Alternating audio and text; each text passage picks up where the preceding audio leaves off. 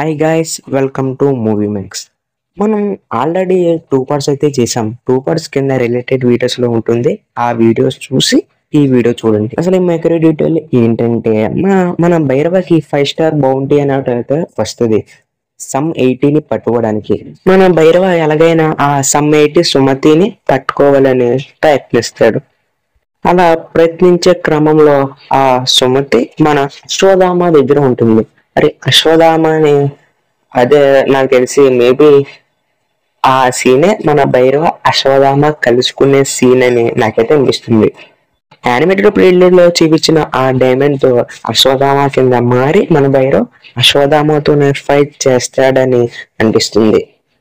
అప్పుడు అశ్వధామతో ఫైట్ చేసి అశ్వధామ భైరవాన్ని స్టిక్ తో కొడితే అప్పుడు భైరవ నార్మల్ గా మారతాడు.